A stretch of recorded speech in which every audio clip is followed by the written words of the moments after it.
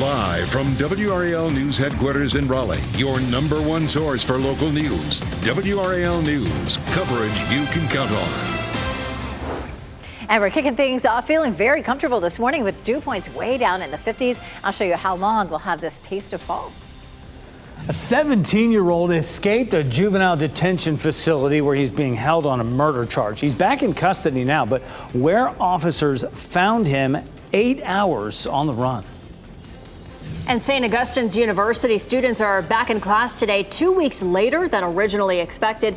The changes they'll see on campus as they get back into the classroom. We have that story and so much more coming up for you on your Tuesday morning. Thanks for joining us. I'm Michelle McConaughey in for Renee Chu. And I'm Jeff Hogan.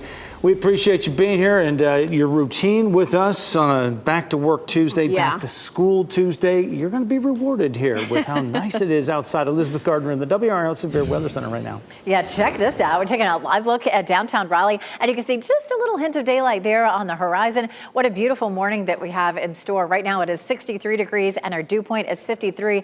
As a reminder, the dew point is the measure of moisture in the atmosphere, and when it's in the 50s this time of year, it just feels fantastic. Actual temperature, upper 50s, Roxborough and South Hill, 63 Durham, 64 Fayetteville, 62 in Goldsboro. So it's a very pleasant start and noticeably cooler than yesterday, anywhere from 5 to 6 to 10 to 15 degrees cooler than yesterday. And we'll see another big drop in our temperature tomorrow. It's also going to be breezy today. Winds out of the northeast at about 20 miles per hour or so through much of the day. That's going to be our gust. Now, a wind gust at that level is not something that's going to cause some damage. It's just going to feel a little breezy. It's also going to feel comfortable, though. Temperatures in the low 70s for this afternoon. Looking ahead to the weekend, we have a chance of showers and thunderstorms. I'll show you how to plan around it coming up. Brett?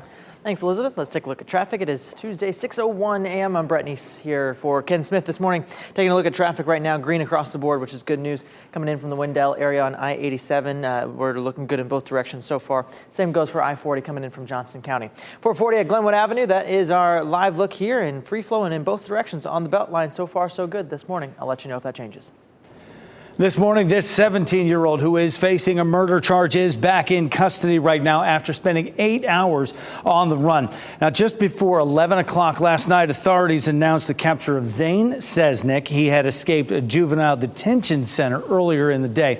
WRAL's Kelsey Coffey is at the Granville County Sheriff's Office right now, where we are still working to learn just exactly how Cesnik was able to get out and where he was caught, how this all went down. A lot of questions here, Kelsey.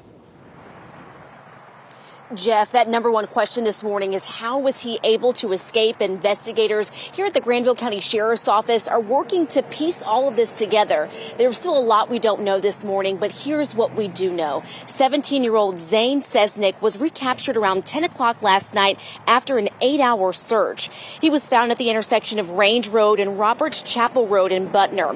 That's less than 10 minutes away from the Dillon Juvenile Detention Center where he was in custody. He was indicted last year on murder charges. He's accused of killing a 71-year-old man. Sky 5 flew over the detention center yesterday as investigators searched for Cesnik. 3 law enforcement agencies were working to find him. WRAL reached out to his family yesterday, but they didn't want to comment. Since he was found only a few minutes away from the detention center, we're working to find out if he was able to escape on foot or if he got into a car. We'll be sure to stay on top of this and keep you updated. Kelsey Coffey, WRAL News, live in Granville County. Today, students are getting back into the classroom at St. Augustine's University. WRAL's Laura Levine joins us live from campus this morning. And Laura, the fall semester starts today. That's 2 weeks later than they originally planned. Michelle, good morning. Classes begin here at St. Augustine's in a few hours, as you mentioned, 2 weeks later than initially planned. We know interim president Marcus Burgess, he told WRAL he's expecting about 200 students for this school year. So let's take a look at some of the enrollment numbers over the years. Numbers from the National Center of Educational Statistics show 200 students would be less than 20% of St. Augustine's enrollment from the previous school year. This is a dramatic change from just 2 years ago when more than 1,000 students were enrolled. The big drop comes as the university works through a series of financial issues. Earlier this month, St. Augustine secured a loan that has helped ensure the school has funds to conduct classes for this semester. Now, Burgess said the university was working to finalize funding to pay overdue student refunds and staff salaries from last semester. We know several events are planned today and this week, beginning at 6 p.m. Students will have the opportunity to participate in activities, an effort to get them just excited about the school year. Laura Levine, WRAL News, live in Raleigh. Massive protests in Israel are escalating after the killing of 6 hostages by Hamas in Gaza. Thousands of protesters are in the streets demanding Prime Minister Benjamin Netanyahu do more to end the war and get the remaining hostages home. In his first public address since the protests started Sunday, Netanyahu only promised to get revenge against Hamas for the killings. President Joe Biden said he plans to speak again soon with Netanyahu, who he says is not doing enough to reach an agreement. Today, UNC Chapel Hill will give an update on its new emergency preparedness methods. The university's Director of Emergency Management and Planning, Daryl Jeter, will speak today about the new efforts. Among them are improvements to the Alert Carolina notification and warning system. That will include more communication channels and increased frequency of alerts. Jeter is also expected to give an update on the new emergency preparedness module of instructors. The online training helps prepare faculty and teaching assistants to respond to a crisis. This all comes just over a year after the on-campus shooting that killed an associate professor last year. 2 people are facing charges after a chase involving the Highway Patrol in Durham. That chase ended with a crash on East Pettigrew Street about 2:30 yesterday afternoon. Troopers say it started on I-85 when the driver hit a patrol car. Covering Wake County, today school leaders are working on a student reassignment plan for the school system. Staff will look at the first draft of this school enrollment plan for the next school year. It includes recommendations for 4 new schools, 3 elementary and 1 high school. Leaders will also look at the results of an SRO survey given to school employees about those officers' job performance.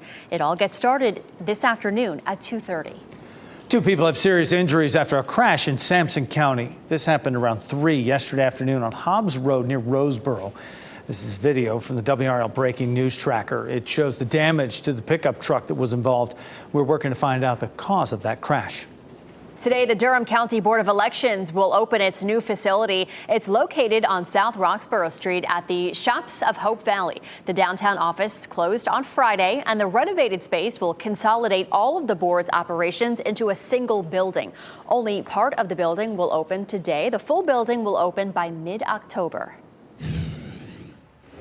Your time is 6:06 here on WRAL News. I'm here in the WRAL Live Center. Good morning. I'm Chris Lovingood, giving you a live look outside Paris this morning at the Arc de Triomphe. Plenty of people walking about on day 6 of the Paralympic Games. We don't want to forget about those, right? So looking at the schedule, we've already seen goalball happening today. Para-archery is underway right now, and the women's individual recurve open. Para-equestrian happened earlier, too, and that's been done. And what's happening right now at the 6 o'clock hour as I keep scrolling, right about, come on, there we go. Sitting volleyball, that's what we have this morning for that time. So it's Germany versus Iran. We're watching all of the events that are happening, especially local ties, because, Jeff, we actually just had a local tie that competed yesterday. This is fantastic, Chris, as we take this live look here at the Arc de Triomphe. We have a Paralympian from North Carolina triumphant coming home with a gold medal. So enjoy this live look. But Morgan Stickney, we're going to show her here from Kerry, 1 gold there, and she has a very rare condition that prevents a sufficient amount of blood from reaching her limbs. She won the women's 400-meter freestyle yesterday and set a Paralympic record in the process. Her teammate Mackenzie Cohn also joined her on the podium, taking the silver medal. Oh, congratulations to them. Well, we are working to learn how many people were involved in a serious crash on Six Forks Road in Raleigh. This happened near the Target and Six Forks Station Shopping Center yesterday. Police closed some of the lanes of Six Forks Road as they removed the car and cleaned up the street. A Selma woman says she is thankful to be okay after severe storms brought down trees all around her property. Joy Welton was inside her home on Garner Road over the weekend when the storms ripped several trees right out of the ground and sent them flying across her property. She says the wind was so strong it also lifted the back of her car off the ground and tore off part of her roof. Just knocked down the whole line of trees that was sitting here, and it just knocked them all over. Everything came flying. It completely engulfed my van here and took off everything up on the roof, and it just made a lot of damage. There's a lot of damage, and I'm on a fixed income, and it's a lot of manual labor. I'm just not able to do it all. I don't know what I'm going to do. A lot of things are going sideways right at that time for a lot of folks. We should note this part of Johnston County was under a severe thunderstorm warning at that time. Coming up, a man who authorities say stole a car after bonding out of jail is found dead. The investigation in Halifax County to find out what happened to him. And more hotel workers across the country could be going on strike today. How this could affect your booking. And lovely weather in our forecast. Temperatures in the 70s all the way through the end of the week. We do have some showers and storms, though, headed our way starting on Thursday. That will last into Saturday. I'll show you the timeline. As you get into your car, tune to WRAL News Plus on your radio. In Raleigh on 99.3 FM. In Durham, 96.5 FM. And everywhere on 101.5 HD3.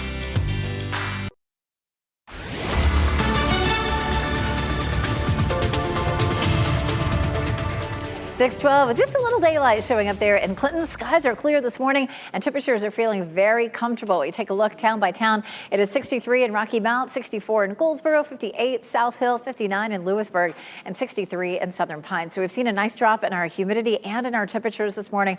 This is going to be a gorgeous day. We take a look at our school day forecast. At lunchtime, as the kids are out on the playground, temperatures will be in the mid 70s and then in the upper 70s as they come home. Today and tomorrow stay nice and dry. Tomorrow morning is likely to be even cooler than this morning with widespread 50s. And then we head into the end of the week and temperatures begin to creep up. So does the humidity and our chance for rain. I'll show you how the rain could affect your weekend plans coming up. Brett? Thanks, Elizabeth. Let's take a look at traffic right now. We do have our delay map here across the board. All of our major routes into Raleigh right now are delay free, which is good news here just as we get rolling in the 6 o'clock hour. Durham also looking the same way.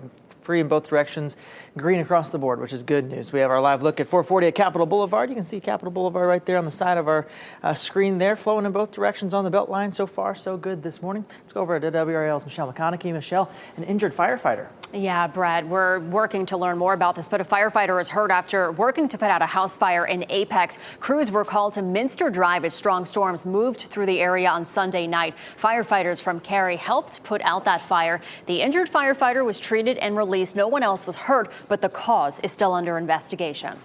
We're also working to learn how a man died after Halifax police say he bonded out of jail, stole a car, and disappeared Saturday. Investigators say crews recovered the body of Mohammed Dabiani from the Roanoke River yesterday. Dabiani was booked into the Halifax County Jail Saturday for trespassing and then bonded out. They say after he was released, he stole a car from the Dollar General on Highway 301 in Halifax County. His family reported him missing shortly after. The car was found Sunday.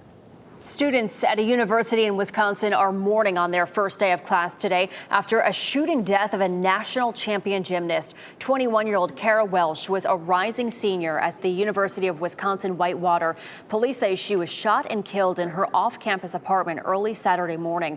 Officers arrested a 23-year-old man in connection with her death. They say Welsh knew the man. Welsh was a two-time All-American gymnast. She won the national title in the vault in 2023, and students who live nearby say they're shocked. Just the realization that that's me, that's my age, and like it's not that far. We weren't that far. No, it's very eye-opening, I guess.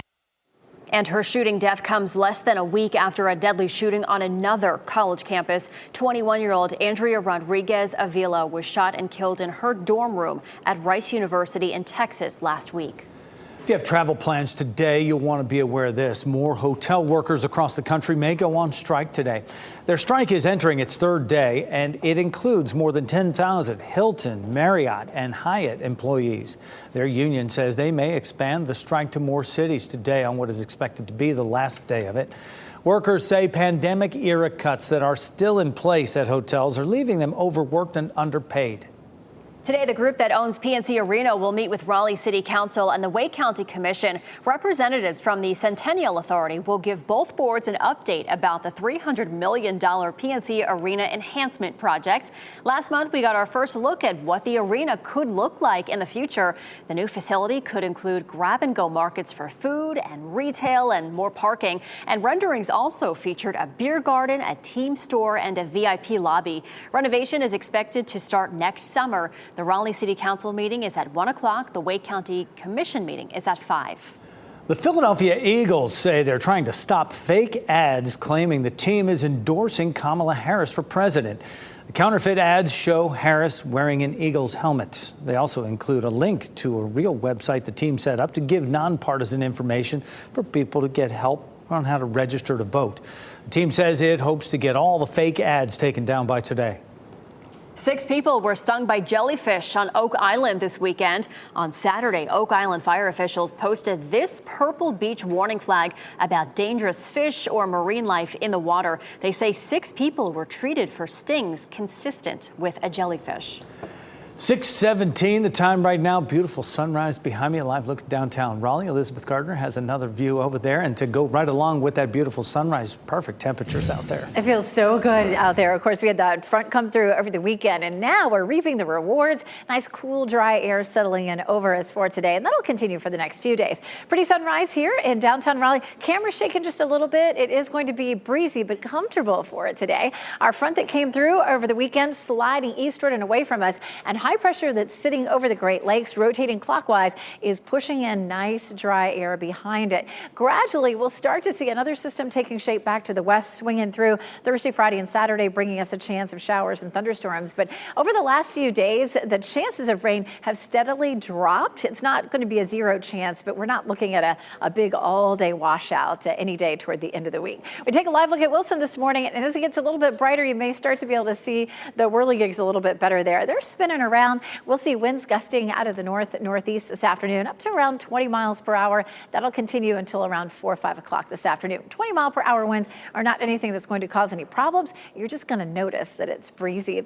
Early fall teas with us for the next couple of days, feeling great. We have some late week storms starting Thursday, but not a big soaker like it was, say, Sunday. And then once we get past a front on Saturday, we're looking back to some more very cool temperatures to start next week. Here's what we're looking at as we get into later in the week. Starting Thursday, a chance of showers and thunderstorms as this next front moves through, and that'll be the case each day through Saturday. We're dry tomorrow, but Thursday's a 30% chance, only a 20% chance on Friday, and a 40% chance on Sunday. So those numbers are pretty low in terms of the potential for rain, but it will be there as that front moves through.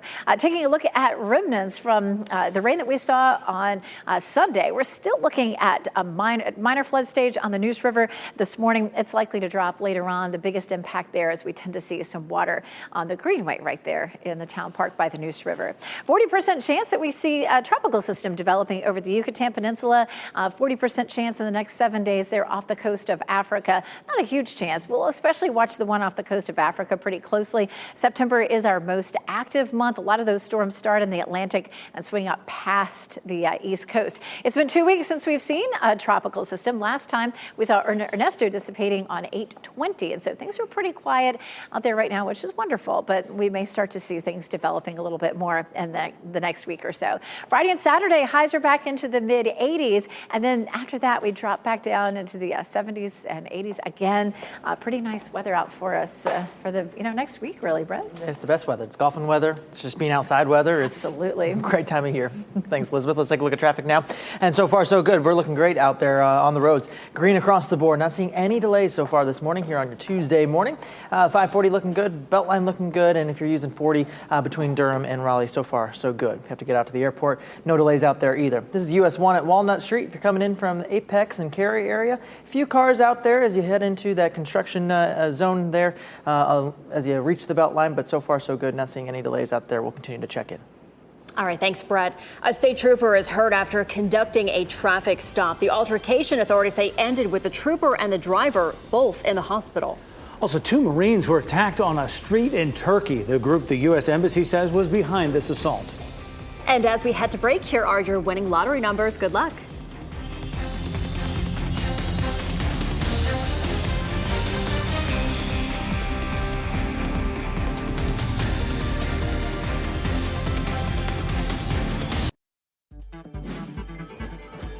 This What's Trending report, sponsored by Rug & Home. Right now, and what's trending, a 17-year-old Paralympic athlete is captivating millions with her medal-winning performance. Yeah, you want to be wowed. We're talking about Sheetal Devi, an archer from India. This video clip of her hitting a bullseye during her event has gotten more than 60 million views on X. You can see why. She's the only armless female archer at the Paralympics. She thanked the person who posted the video, who responded, "You're the inspiration of billions of people now." Did you see how perfect that bullseye was? She is incredible. She's from a remote farming village in northern India, and she says she was originally encouraged to pursue sports because she was so good at climbing trees. And they were like, you have to get into this. And then she went to an event. The Indian Army is a major supporter of her. They saw her there. They're like, you're incredible. You have to take this up professionally. And she did. Sharpshooter. Yeah, She's it's amazing. The best. Ooh, gosh. Well, it happened on Labor Day instead of the 4th of July, but Joey Chestnut has a new hot dog eating record. He ate 83 hot dogs in 10 minutes in a one-on-one contest against his longtime rival, Takeru Kobayashi. So it doesn't matter, Labor Day, 4th of July, he's the best. He hasn't gone against Kobayashi in 15 years head-to-head and left him in the dust. He only ate 66. I mean, oh, man. I could do that. That's a lot of hot dogs. But it's great. He had this beef with Nathan's. Right, so he got kicked out of the, banned from the 4th of July deal. Well, he went vegan hot dogs. Yes. So they're like, nope, can't do that. Ooh. All right, check this out. The video from Hampstead down on the coast near Wilmington shows a black bear strolling through a man's backyard. People living in the area say this is becoming more common in their communities. One woman said she has lived in that area for 10 years and has never seen as many bears as she's seeing this year. Wildlife officials say construction and development in the area are just pushing those bears out of their habitat and into her yard. I mean, right into her yard on her porch, yeah. Well, right now you can enter for a chance to win $25 tickets to Clue at the DPAC. The lottery opens from 9 a.m. until 2 p.m. the day before each performance, and winners will be notified after closing. They'll have 1 hour to buy their tickets. Only one entry is allowed per person.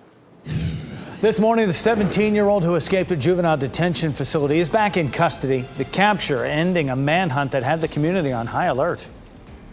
And it feels great as kids are headed out to school this morning. Our temperatures are in the 60s right now, and we'll end up in the upper 70s as they're coming home from school. Coming up, we'll talk more about how long this beautiful weather sticks around. And an event for the fraternity brothers who held up the American flag during protests at UNC. The sights and sounds of Flagstock in Chapel Hill.